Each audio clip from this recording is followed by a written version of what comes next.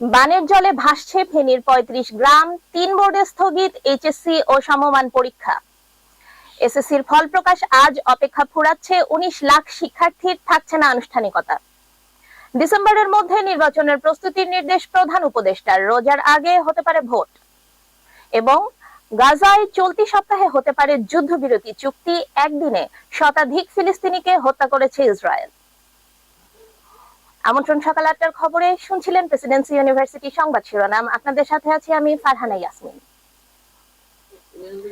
বানের পানিতে ভাসছে ফেনীর ৩৫টি গ্রাম, ২২টি জায়গায় ভেঙেছে ৩টি নদীর বাঁধ, দুর্ভোগে কয়েক হাজার পরিবার। পানি উন্নয়ন বোর্ড বলছে, উজানে পানি অব্যাহত থাকলে আরো খারাপের দিকে যেতে পারে পরিস্থিতি। এদিকে টানা বৃষ্টিতে কয়েক জেলায় দেখা গেছে জলাবদ্ধতা। বৈরী আবহাওয়ার কারণে স্থগিত করা হয়েছে কুমিল্লা মাদ্রাসা ও কারিগরি শিক্ষা বোর্ডের আজকের পরীক্ষা। এসএসসি ও সমমান পরীক্ষার ফল ঘোষণা আজ দুপুর ২টায় ফলাফল ঘোষণা করবে শিক্ষা বোর্ড।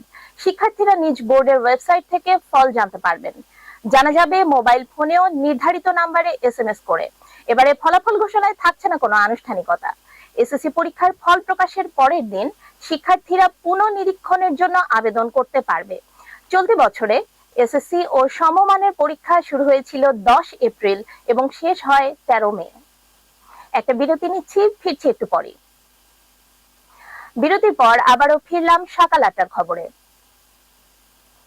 গাজায় আরো আগ্রাসী ইসরায়েল, একদিনে আরো শতাধিক ফিলিস্তিনিকে হত্যা করেছে জায়নবাদীরা।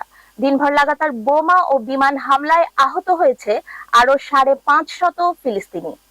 ফিলিস্তিনি সরকারি তথ্য মতে আজ ত্রাণ দেওয়ার নাম করে ডেকে ফিলিস্তিনিদের হত্যা করেছে আইডিএফ। এ নিয়ে ইসরায়েল মার্কিন ত্রাণ কার্যক্রমে প্রাণহানি বেড়ে দাঁড়ালো ৭৭০ জনে। এদিকে যুদ্ধবিরতি ইস্যুতে হয়েছে কিছুটা অগ্রগতি। ১০ ইসরায়েল বন্দী মুক্তির বিনিময়ে হতে পারে ৬০ দিনের যুদ্ধবিরতি। এই ছিল সকাল ৮টার খবরে। এতক্ষণ সাথে থাকার জন্য ধন্যবাদ সবাইকে।